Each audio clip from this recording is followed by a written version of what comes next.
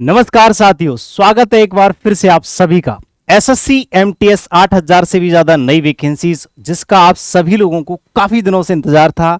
और ये ऐसी वैकेंसीज हैं एसएससी के द्वारा जो 10th पास स्टूडेंट्स का फॉर्म भर सकते हैं और आसानी से जॉब मिल जाता है।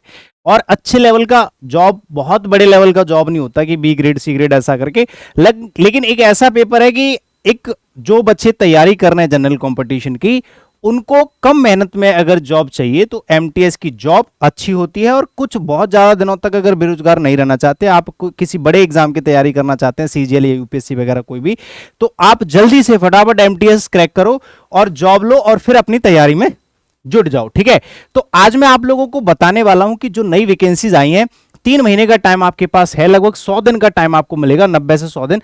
इन 90 से 100 दिनों में आप अपनी तैयारी कैसे अच्छी कर सकते हैं और आप किस तरह से एग्जाम की खोपड़ी में छेद करके आ सकते हैं मात्र 3 महीने के अंदर। सारी की सारी चीजें मैं बताऊंगा और उसी के साथ साथ मैं आपको कंप्लीट डिटेल भी बताऊंगा एसएससी एमटीएस के बारे में, जो अभी अभी जो है नोटिफिकेशन आया। ये तो मेरा जनरल इंट्रोडक्शन है कि मैंने एसएससी सीजीएल मेंस 2022 में और फुल स्कोर किया, 2019 में फुल स्कोर किया, सीपीओ प्री 2019 में मैंने प्री में से 50 में से 50 लिए, तो ये सब जनरल स्कोर है। तो आपको, और टीचिंग जो जर्नी है मेरी लगभग 6 से 7 साल की है, तो मैं आपको सफिशिएंट कंटेंट और अच्छी डिटेल प्रोवाइड करा पाता हूं हमारे इस चैनल पे। ठीक है, तो सबसे पहले हम बात कर लेते हैं। अभी देखो, मैं सारी चीजें बताऊंगा, मैं आपको ये जरूर बताऊंगा कि 3 महीने में आप एमटीएस की तैयारी कैसे कर सकते हैं आसानी से। एक एक चीज, किस तरह से आप इंग्लिश इंप्रूव कर सकते हैं मात्र 3 महीने में, पूरा सिलेबस सारे सब्जेक्ट को लेकर बता दूंगा।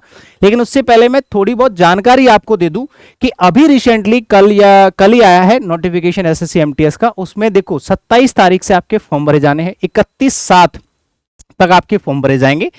ठीक है, 8000 से भी ज्यादा वैकेंसीज हैं, 8326 कुछ वैकेंसीज हैं।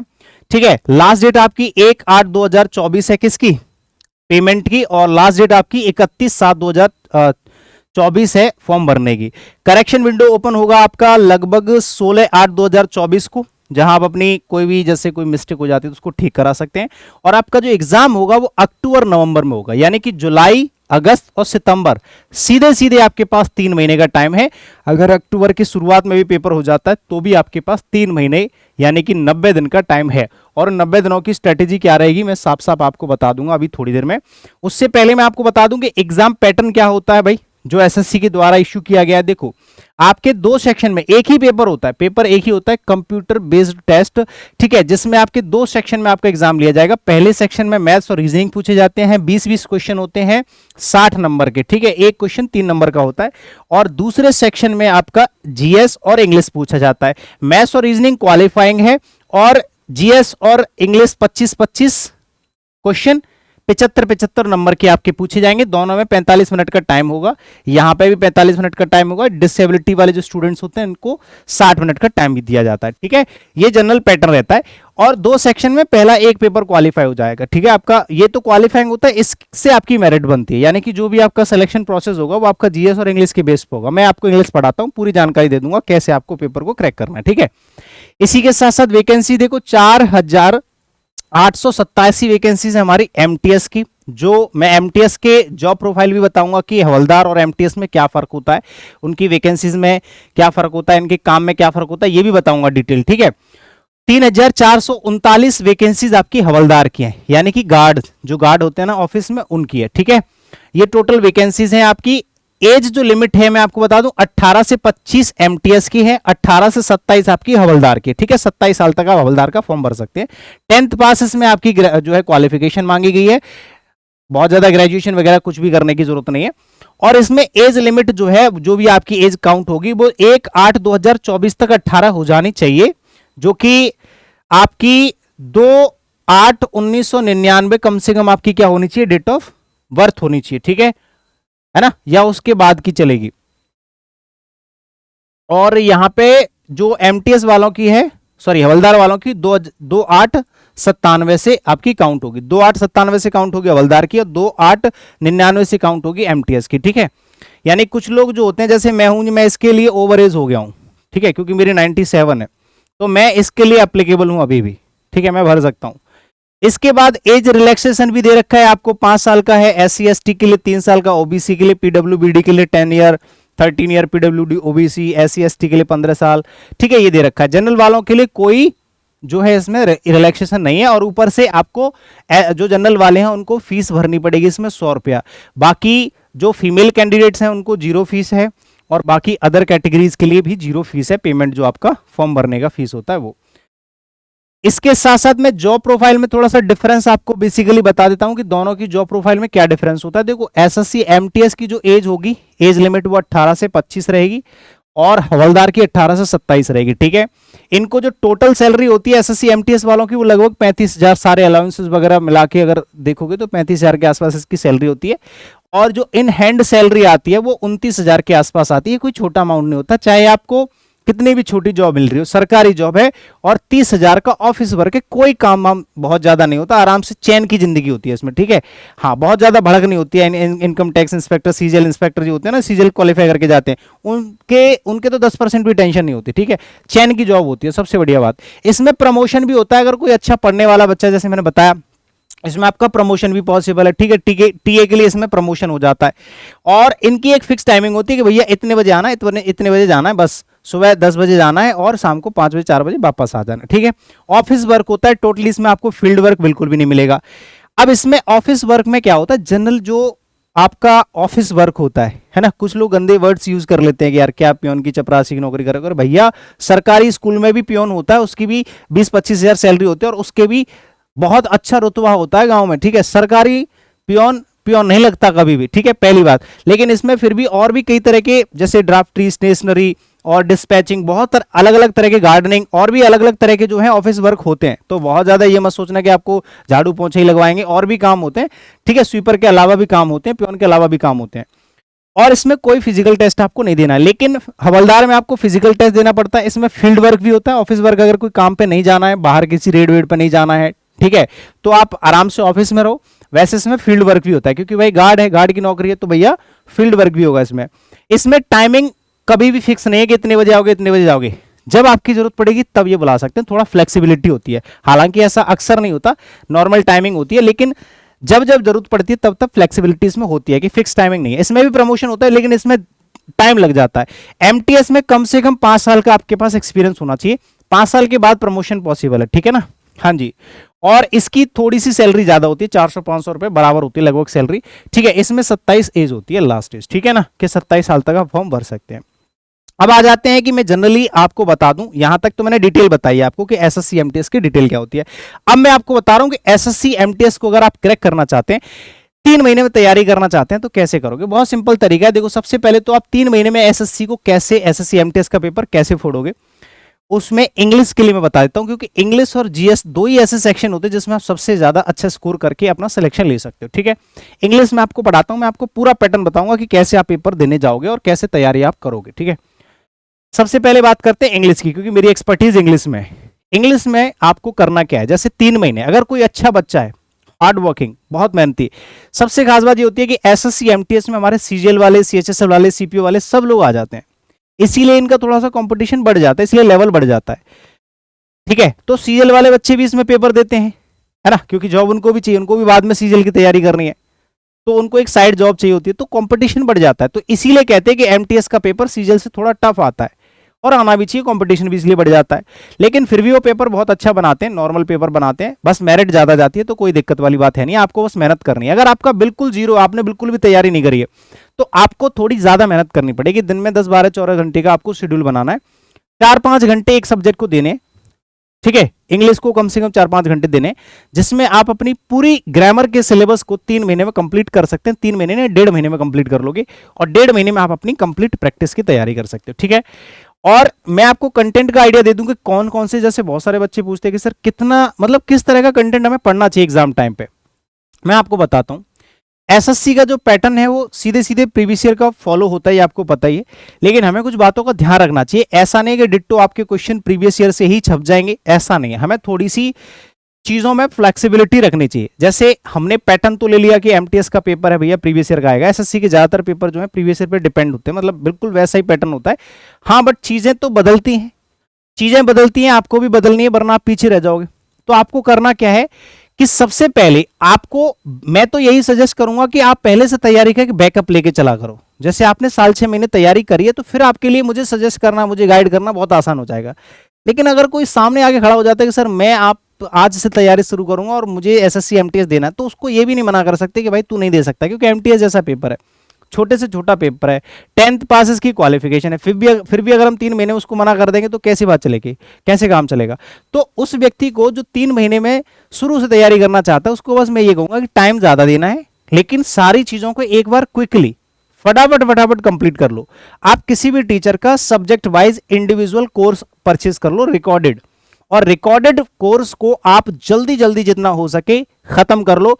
नोट्स कोशिश करना कि किसी के बने हुए मिल जाए या फिर पीडीएफ के प्रिंट आउट निकलवा लो, जिससे आप क्या करोगे कि आपका लिखने में टाइम कम जाएगा, आप क्लासेस बहुत अच्छे से कंप्लीट कर लोगे जल्दी। मतलब 2 दिन में 3 दिन में मैक्सिमम एक चैप्टर कंप्लीट कर रहे हो, 2 दिन में भी कर रहे हो, मतलब 3-3 4-4 घंटे आप क्लास ले रहे हो। तो आप क्या करोगे, बेसिक से आपने एक बार सब्जेक्ट को पूरे रिवाइज कर लिया, अच्छे से पढ़ लिया। अब आ जाते हैं आपके एमसीक्यूज की बारी कि भैया मुझे मिसलेनियस या एमसीक्यूज लगाने तो मुझे पिछले साल के लगाने हैं। तो देखो इंग्लिश में 3-4 तरह का कंटेंट होता है। सबसे पहले आपको इंग्लिश में वोकैबुलरी पे सबसे ज्यादा कमांड करनी है, ठीक है। इंग्लिश वोकैबुलरी में आपकी जो वर्ड पावर है ये स्ट्रांग होनी चाहिए, यानी कि वर्ड मीनिंग्स आपके बहुत अच्छे होने चाहिए। आपको वोकैबुलरी बहुत अच्छे से आनी चाहिए, यानी कि वर्ड्स के मीनिंग बहुत अच्छे से आने चाहिए। आपके पास जितनी ज्यादा वर्ड पावर होगी उतना आसान हो जाएगा आपके लिए, ठीक है। और आपके लगभग 5 से 6 साल के प्रीवियस ईयर क्वेश्चंस आपको लगाने हैं। और कभी भी ये याद रखना, अगर आप किसी पर्टिकुलर एक एग्जाम की तैयारी कर रहे हो एसएससी में, चाहे सीजीएल की कर रहे हो, चाहे सीएचएसएल की कर रहे हो, चाहे एमटीएस की, चाहे सीपीयू की, कभी भी एसएससी के एक सेक्शन के क्वेश्चंस मत लगाना। आप सारे सेक्शन के, सारे एग्जाम्स के प्रीवियस ईयर क्वेश्चंस लगाया करो। जैसे आपने कोई भी एक प्रैक्टिस बुक ली जिसमें SSC, CGL, CPO, CHSL, MTS सबके मिक्स मिसलेनियस क्वेश्चंस दे रखे हैं टाइप वाइज, तो आपने सारे क्वेश्चन लगा लिए 5 साल के, 6 साल के, उनसे एक किताब बन गई। आपने एक किताब लगा दी, आपका पूरा का पूरा सब्जेक्ट रिवाइज हो जाएगा, वो भी बहुत अच्छे से। लेकिन उससे पहले मैं चाहूंगा कि आप एक बार पूरा सब्जेक्ट, जैसे इंग्लिश की बात करूं तो इंग्लिश ग्रामर का रिविजन कर लो, ठीक है। ग्रामर के बहुत ज्यादा अगर बेसिक से नहीं पढ़ पा रहे हो ना पढ़ना चाहते हो, तो आपको क्या करना है, ग्रामर के कुछ सेलेक्टेड रूल्स पढ़ लो। जैसे हमारे चैनल पे 120 रूल्स की एक वीडियो पड़ा हुआ है, और मैंने अपने ओपन स्टडी एप्लीकेशन पे जो अभी क्रैश कोर्स आप लोगों के लिए लेकर के आया हूं एमटीएस वालों के लिए, उसमें मैंने गोल्डन रूल्स की अलग से एक प्लेलिस्ट बनाई है, जिसको मैं 20 से 30 घंटे में पूरे के पूरे गोल्डन रूल्स खत्म कर दूंगा, जो कि 140 घंटे का कंटेंट होता है। तो उससे क्या होगा, सारे के सारे ग्रामर के रूल्स आपके क्या हो जाएंगे, रिवाइज हो जाएंगे। फिर आ जाते हैं मिसलेनियस क्वेश्चन। मिसलेनियस क्वेश्चंस में आपको मिक्स क्वेश्चंस लगाने 6 साल के, ठीक है। आप पिछले 6 साल के प्रीवियस ईयर क्वेश्चंस लगा देना रिवीजन करने के बाद। पहले आप ग्रामर का और वोकैबुलरी पढ़ लो। वोकैबुलरी तो डे 1 से पढ़नी है, आज से ही वर्ड पावर पढ़ना स्टार्ट कर दो। हर एक सेक्शन के कम से कम एक डेढ़ घंटे, 1.5 घंटे का 2 घंटे का टाइम आपको वोकैब को देना है टोटल, जिसमें कम से कम 100 शब्दों का, 100 वर्ड्स का, 100 वोकैबुलरी का टारगेट रखना ही रखना है मिनिमम। उससे ऊपर निकल जाए तो अच्छी बात है। और ग्रामर के गोल्डन रूल्स का रिवीजन करके सीधे 1 महीने के बाद प्रैक्टिस में लग जाओ। प्रैक्टिस में लग जाओ, मिसलेनियस क्वेश्चंस लगाओ, पिछले 6 साल के सभी एग्जाम्स के प्रीवियस ईयर क्वेश्चंस लगाने। इंग्लिश आपकी 100% करा दूंगा। अगर आपको इन सारी चीजों का कंटेंट मिल जाता है कहीं से, जो कि हमारे यूट्यूब चैनल पर पड़ा हुआ है, अगर ढूंढोगे तो हर जगह मिल जाएगा, हर तरह की प्लेलिस्ट बनी हुई है। नहीं मिलता है तो आप लोगों के लिए मैंने अलग से क्रैश कोर्स बना दिया, जिसमें ये सारा कंटेंट जो मैं बता रहा हूं आपको मिल जाएगा ओपन स्टडी एप्लीकेशन में, भी लास्ट में बता दूंगा मैं। अब आ जाते हैं जैसे कि सर जीके जीएस में क्या करें, अगर आपके पास बहुत ज्यादा टाइम नहीं है कि मैं जीके जीएस शुरू से पढ़ूं। और यही होता है एग्जाम टाइम पे, बहुत ज्यादा बेसिक से पूरी की पूरी जीएस नहीं पढ़ पाते हैं कि भैया मैं हिस्ट्री, पॉलिटी, ज्योग्राफी सब कुछ कहां से पढ़ूं। तो आप क्या करोगे, मैं आपको एक तरीका बताता हूं, बहुत सिंपल तरीका बताता हूं कि पिछले अगर 5 से 6 साल के या 10 साल के पेपर उठाओगे, 10 साल छोड़ो, 4 से 5 साल के उठा लो, 5 से 6 साल के प्रीवियस ईयर पेपर उठाओगे आप, एसएससी का कोई भी एग्जाम ले लेना, उसमें आपको पिछले 2 साल में तो आपको स्टैटिक जीके का रोल बहुत ज्यादा नजर आएगा। स्टैटिक जीके का सबसे ज्यादा रोल नजर आ रहा है पिछले 2-3 सालों में। तो आपको क्या करना है, पूरी जीएस में से लगभग जैसे 25 क्वेश्चन है, एमटीएस की बता रहा हूं, तो 25 क्वेश्चन में से मैं गारंटी देता हूं कि 10 क्वेश्चन, लगभग 10 क्वेश्चन आपके स्टैटिक जीके से आएंगे, गारंटेड। और कम से कम 4 से 5 क्वेश्चन आपके साइंस से आ जाते हैं, फिजिक्स, केमिस्ट्री, बायोलॉजी। बचे 10 क्वेश्चन में आपके बाकी का जीएस का पार्ट आ जाता है, जिसमें लगभग 3 से 4 क्वेश्चन आपके करंट अफेयर के बन जाते हैं, ठीक है। 3 से 4 क्वेश्चन करंट अफेयर के बन जाते हैं। तो क्योंकि बच्चे के पास पढ़ने के लिए सबसे ज्यादा कंटेंट इसमें होता है और इंटरेस्टिंग कंटेंट होता है, क्वेश्चन भी आसानी से बन जाता है, एग्जामिनर के लिए भी आसान होता है। तो ये मान के चलो जो आपके की पॉइंट हैं, सबसे ज्यादा आपको काम किस पे करना है, आपको पर्टिकुलर सब्जेक्ट को लेकर नहीं बैठना है। आपको करना क्या है, सबसे ज्यादा आप टाइम दो स्टैटिक जीके को, और स्टैटिक जीके को थोड़ा सा ब्रीफली पढ़ना, मतलब ब्रीफली का मतलब थोड़ा सॉरी मतलब डीपली पढ़ना, अच्छे से पढ़ना, मतलब फैक्ट जरूर पढ़ना, क्योंकि कई बार क्या होता है कि रिलेटिंग क्वेश्चन आ जाता है। ठीक है, तो स्टैटिक जीको को आप सिर्फ ऐसा नहीं कि क्वेश्चन पढ़ा ऑप्शन पढ़े बस बात खत्म, नहीं, उसकी जानकारी लो, कंप्लीट जीके अच्छे से पढ़ो। अब आपके पास बहुत ज्यादा जैसे कंटेंट मैंने कम कर दिया कि भैया आपको ज्योग्राफी, हिस्ट्री, पॉलिटी बहुत ज्यादा डेप्थ में नहीं पढ़नी, कोई बात नहीं है, आपका हो जाएगा, मैं उसका तरीका बता दूंगा। लेकिन उससे पहले मैं बताऊंगा कि स्टैटिक जीको को आपको सब कुछ सबसे ज्यादा टाइम देना है। और इस पर मैं इतनी ज्यादा बात क्यों कर रहा हूं, क्योंकि इंग्लिश और जीएस ही आपका स्कोरिंग सब्जेक्ट है दोनों। ठीक है, तो सबसे ज्यादा आपको टाइम देना है स्टैटिक जीके और करंट अफेयर पर। करंट अफेयर के साथ साथ आपको साइंस के क्वेश्चंस लगाने हैं, एमसीक्यूज। ठीक है, लास्ट 4-5 साल के क्वेश्चंस लगाओ, और साथ के साथ जो कंप्लीट जीके के क्वेश्चंस होते हैं, जैसे आप परमार एसएससी से क्वेश्चंस लगा रहे हो या किसी भी टीचर के क्वेश्चंस लगा रहे हो, पीडीएफ लगा के एमसीक्यूज लगा रहे हो, वहां से आप मिक्स क्वेश्चंस लगाओ पूरी जीएस के। मिक्स क्वेश्चंस में जो एनालिसिस होता है उसको प्रॉपरली अच्छे से ध्यान से पढ़ो। जैसे कि एक क्वेश्चन है एमसीक्यू और उसके 4 ऑप्शंस आपने पढ़ लिए, 4 ऑप्शंस के बारे में आपने डिटेल में पढ़ लिया, और अगर आप रेगुलरली 2 घंटे डेली आप ऐसे क्वेश्चन लगा देते हो, मतलब डेली अगर 50 क्वेश्चन भी लगा देते हो, तो भाई साहब आपके पास जीके के क्वेश्चंस का और जीके की नॉलेज का बहुत अच्छा कलेक्शन हो जाएगा। अगर आप जीएस में अच्छा स्कोर करना चाहते हैं, सबसे ज्यादा कमांड स्टैटिक जीके, साइंस के कुछ क्वेश्चंस पे, और एमसीक्यू जो जीएस के मिक्स क्वेश्चंस होते हैं उनके एनालिसिस पे, इस पे कमांड कर लो, 3 महीने में अच्छे से हो जाएगा। अगर आप 3 से 3 घंटे भी दे देते हो जीएस को, 3-3.5 घंटे दे दो डेली। ठीक है, उसके साथ साथ मैथ्स में और रीजनिंग में, देखो भाई मैथ्स और रीजनिंग के जो क्वेश्चंस अगर आप लगाओगे, एमसीक्यूज जो भी प्रीवियस क्वेश्चंस लगाओगे, किसी भी बुक से लगाओगे, आपसे डायरेक्ट क्वेश्चन तो बन नहीं सकते। इंग्लिश में जीएस में एक बार को बन भी जाएंगे, मैथ्स में नहीं बनते। तो मैथ्स का तो सीधा सा फंडा है कि अगर आपने बेसिक से नहीं पढ़ा है पूरा, तो आप कोई भी क्वेश्चन रैंडम उठा के नहीं सॉल्व कर सकते। तो इसमें तो आप पहले से वेल प्रिपेयर्ड होने चाहिए, आपको मैथ्स आनी चाहिए, आपको रीजनिंग आनी चाहिए। रीजनिंग तो एक बार को आ भी जाती है, चलो सीख लोगे, मैथ्स जरूरी है। मैथ्स के जो भी पोर्शंस आपने अभी तक पढ़े हैं, आई होप कि आपने पढ़े होंगे और पढ़े होने चाहिए। नहीं पढ़े हैं तो भाई जल्दी से कोई ना कोई सोल्यूशन निकालो, रिकॉर्डेड बैच लो किसी टीचर का, अच्छे से फटाफट चैप्टर वाइज पढ़ो। किसी का स्पेशल एमटीएस का क्रैश कोर्स मिल जाए, इसमें कम कंटेंट हो, वो पढ़ लो।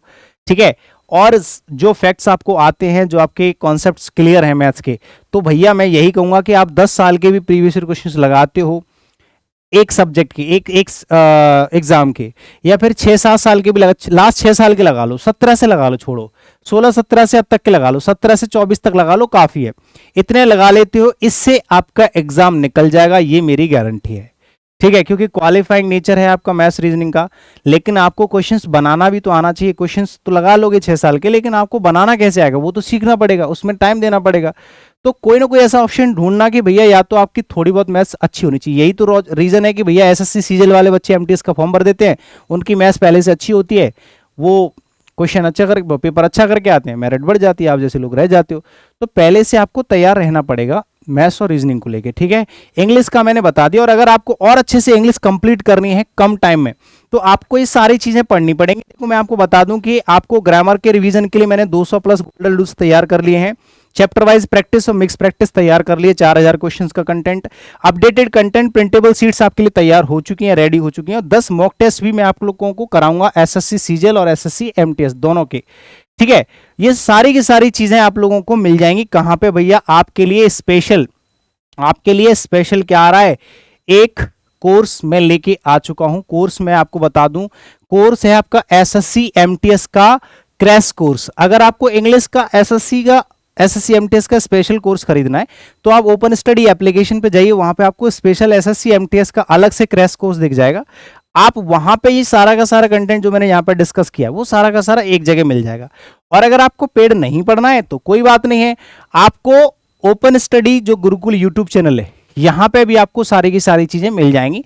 ठीक है, आप कहोगे कि मुझे एमसीक्यूज की प्रैक्टिस चाहिए, वो उसकी प्लेलिस्ट बनी है, पिनेकल सीरीज सारी की सारी मैंने सॉल्व करा रखी है, 120 रूल्स का वीडियो मैंने गोल्डन रूल्स का डाल रखा है, वोकैबुलरी की 75 डेज की अलग से प्लेलिस्ट बनी है। ठीक है, वोकैब 40 की अलग से बनी है, वोकैब 100 की अलग से बनी है, वोकैबुलरी की 2-3 मैराथन बड़ी बड़ी पड़ी हुई है, मैराथन्स के नाम से बहुत सारी क्लासेस हैं, सारी की सारी प्लेलिस्ट बनी हुई है। अगर ये सारा सेलेक्टेड कंटेंट एक जगह चाहते हो, ब्रीफ में क्रैश कोर्स, कम कंटेंट, सेलेक्टेड कंटेंट, तो ओपन स्टडी एप्लीकेशन पे एमटीएस का स्पेशल क्रैश कोर्स मैंने बना दिया है, आराम से आप ज्वाइन कर सकते हैं। 399 प्राइस है उसका, बहुत कम प्राइस है, ठीक है। और 1 साल की वैलिडिटी, आराम से पेपर दीजिए, दूसरा कोई पेपर आता है वो भी दे लेना, ठीक है, कोई दिक्कत आपको इसमें नहीं मिलेगी, ठीक है। उम्मीद है कि आपको सारे, अगर किसी तरह की इंक्वायरी आपको चाहिए तो आपके पास कॉन्टैक्ट नंबर्स हैं, फोड़ के आना भाई, 3 महीने का टाइम आपके पास, अच्छा खासा टाइम है, आराम से करके आ सकते हो अभी भी, ठीक है। अगर आप शुरू से भी करना चाहते हो तो शुरू से भी आप कर सकते हैं, हमारे यहाँ कंप्लीट फाउंडेशन बैच भी रिकॉर्डेड फॉर्म में है, आप वो कंप्लीट करना चाहते हैं उससे भी कर लीजिएगा, जैसे किसी को बेसिक से सीखना है वहां से सीख लो, कोई दिक्कत वाली बात नहीं है, ठीक है। चलो, उम्मीद करते हैं आपको सब कुछ समझ में आ गया होगा। Thank you so much, see you in the next session, bye bye, take care, Jai Hind.